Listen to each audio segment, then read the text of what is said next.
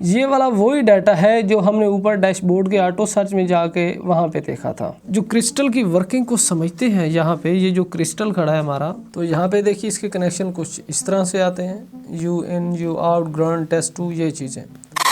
अस्सलाम वालेकुम दोस्तों, उम्मीद करता हूँ खैरियत से होंगे। ये क्लस्टर है, इसको मैं रीड करता हूँ। इसके अंदर जो EEPROM लगी है L56R है, जो कि सेम लाइक 93, 56 या 66 के पिन आउट से होती है। इसको मैं रीड करता हूँ, ये रीड हो गई।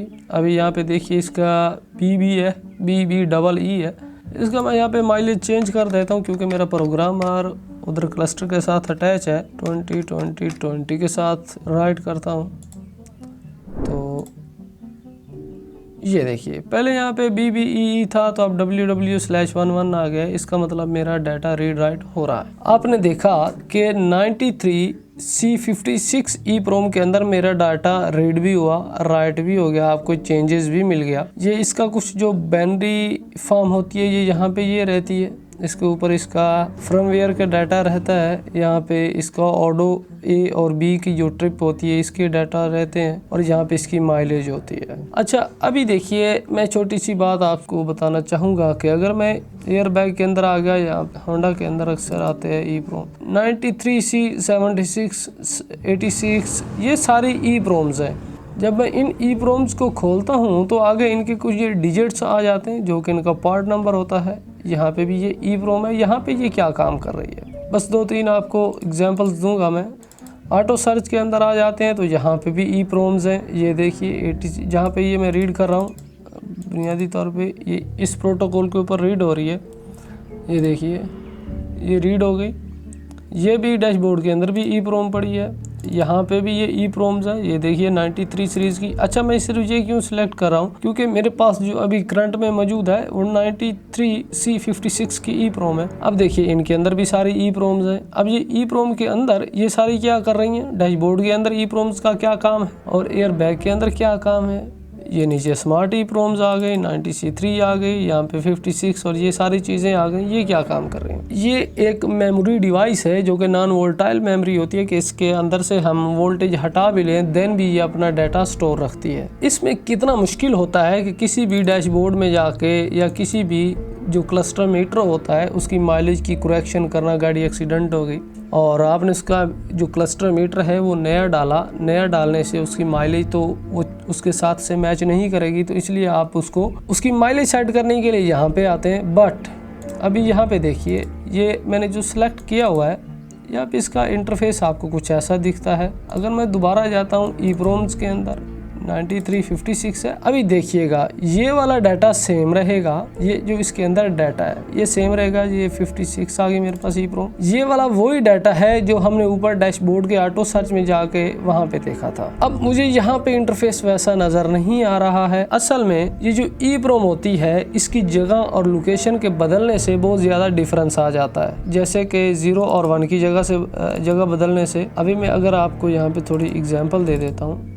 कि हाँ उसकी लोकेशन के बदलने से क्या फ़र्क पड़ता है। अगर 0-1 करूँगा तो ये हमेशा 1 की वैल्यू रहेगी, 0 ख़त्म हो जाएगी, लगी है नहीं लगी कोई वैल्यू नहीं है, सही है। अगर इन्हीं की जगह मैं चेंज कर दूँ तो ये उस 2 डिजिट के अंदर ये मैक्सिमम फिगर आ गया हमारे पास, इसकी वैल्यू मैक्सिमम हो गई। अब इसी तरह से होती EEPROM ही है सारी। एयर बैग के अंदर भी EEPROM है, डैशबोर्ड के अंदर भी है जहाँ हम अकेली EEPROM ले रहे हैं, स्टीयरिंग एंगल सेंसर के अंदर भी EEPROM है।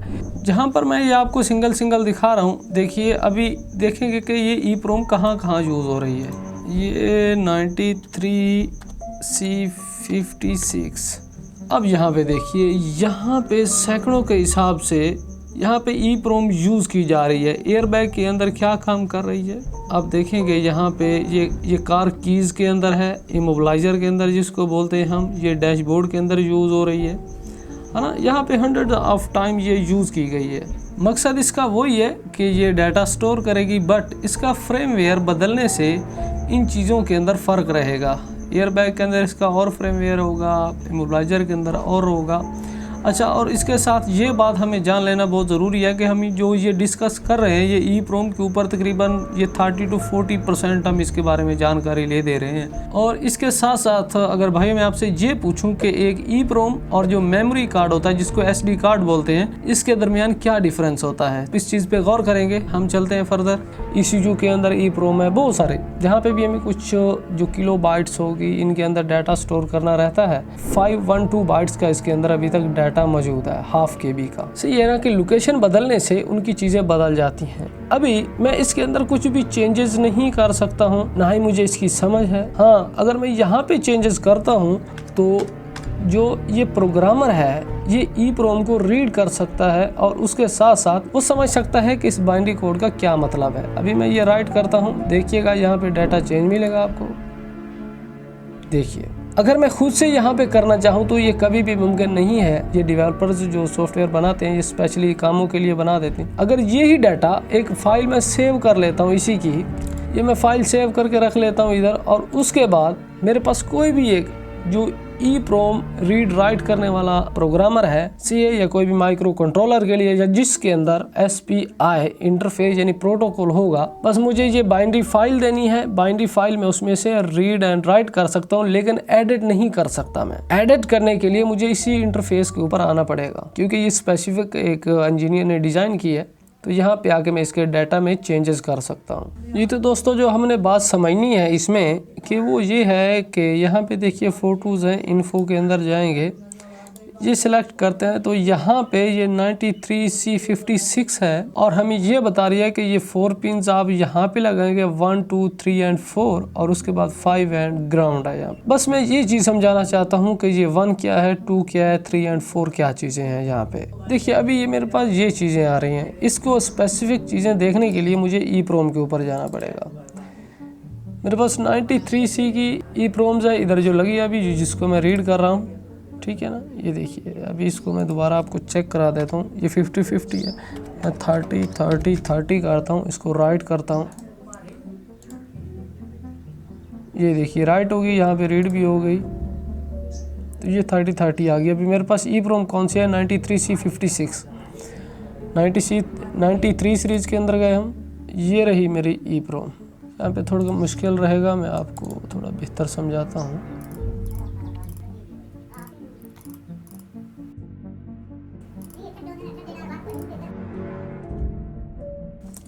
अब देखिए ये EEPROM है, इसकी ये 1 नंबर है, 2 नंबर, 3 नंबर, 4 नंबर, ये ग्राउंड है और VCC है। इन 2 पिनों का भी राइट प्रोटेक्शन और ये होल्ड या और जी की अभी स्किप कर देते हैं, क्योंकि अभी ये हमारे यूज़ में नहीं आ रही हैं।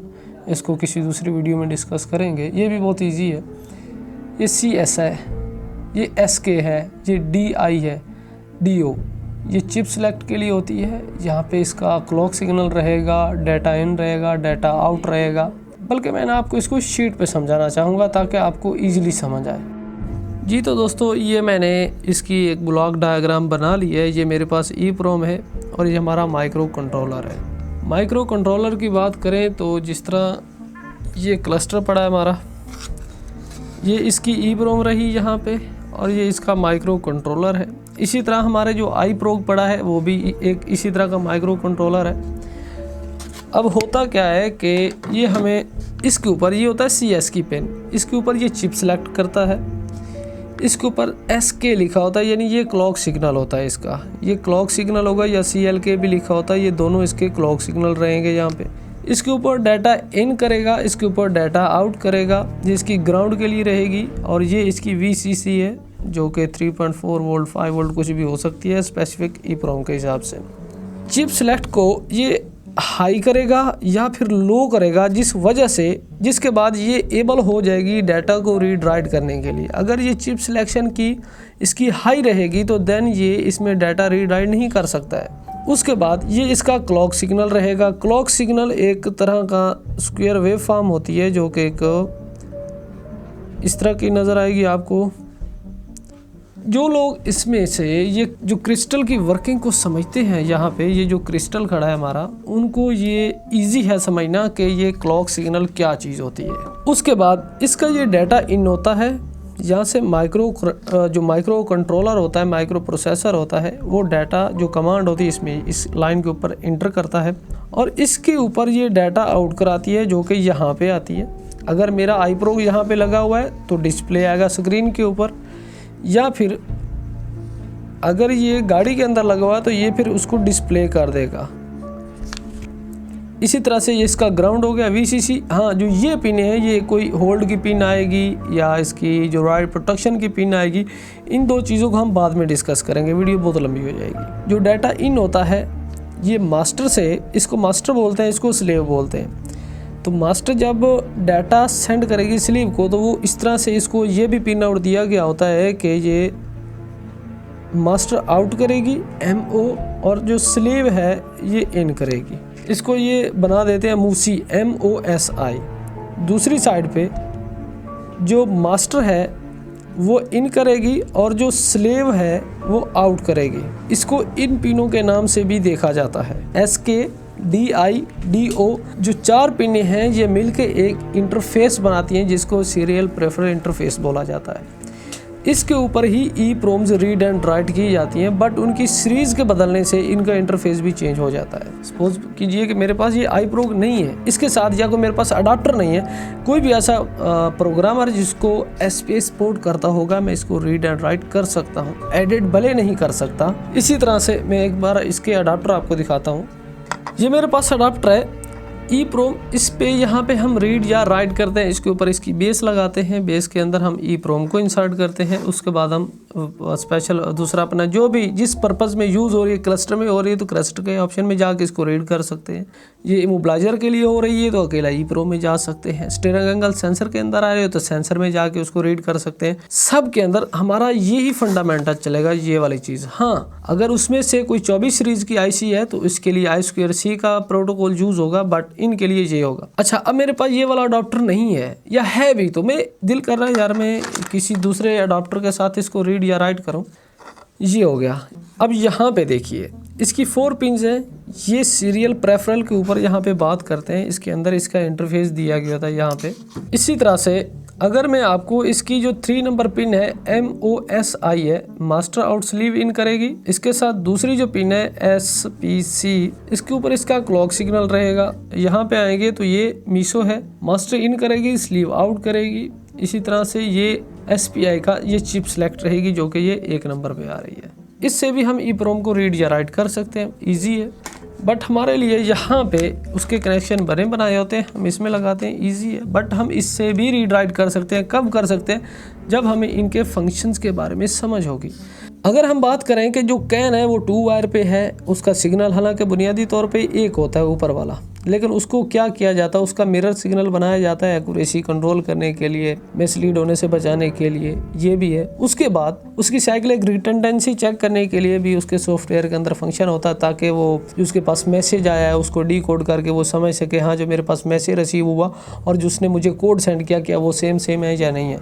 इसलिए इनकी ये प्रोटेक्शंस के लिए, एक्यूरेट करने के लिए ये फंक्शंस दिए गए होते हैं। मेरे ख्याल में ये सबसे छोटी IC है। अगर हम इसको समझ सकते हैं तो देन हम बड़े प्रोसेसर्स को, माइक्रो कंट्रोलर्स को समझने में आसानी होगी। जिस तरह इसको अगर मैं रीड राइट करूं तो ये कैसे करूंगा, नेक्स्ट फर्दर वीडियोस बनाएंगे तो उसमें देखेंगे कि हम किस तरह से किसी चीज़ को रीड राइट कर सकते हैं, माइक्रो कंट्रोलर या प्रोसेसर को। जी, तो अभी हमने ये तो सीख लिया है कि EEPROM के कनेक्शन किस तरह से होते हैं। अभी इसमें एक ट्विस्ट ये भी है कि आप यहाँ पे डेंसो 2 के अंदर आ जाएंगे। जिस तरह यहाँ पे देखिए ये 56 है, यहाँ पे इसके कुछ इस तरह से कनेक्शन है एलेंट्रा के अंदर। इसी तरह से और आप आ जाएं, ये जो है ये खड़ी है टोयोटा कैमरी V35 93C56 की सीरीज के अंदर। तो यहाँ पे देखिए इसके कनेक्शन कुछ इस तरह से आते हैं, U in U out ground test 2, ये चीज़ें। हमने जिस तरह पहले बुनियादी EEPROM को समझ लिया है तो इंशाल्लाह इसको हम फर्दर वीडियो के अंदर डिस्कस करेंगे कि इस EEPROM के अंदर क्या फ़र्क है। नंबर सेम है, वही चीज़ है, वो भी डैशबोर्ड के अंदर है, ये भी डैशबोर्ड के अंदर है। तो इसके अंदर इसने ऐसा प्रोटोकॉल क्यों दिया गया है इसको समझेंगे। हाँ, उसके लिए अगर आपका इंटरेस्ट होगा तो देन हम आगे इनके ऊपर वीडियोस बनाएंगे। उम्मीद करता हूँ आपको वीडियो पसंद आई होगी। अगर इसमें से कोई भी आपका क्वेश्चन है तो आप कमेंट सेक्शन के अंदर पूछ सकते हैं। बाकी इंशाल्लाह मिलते हैं नेक्स्ट वीडियो में।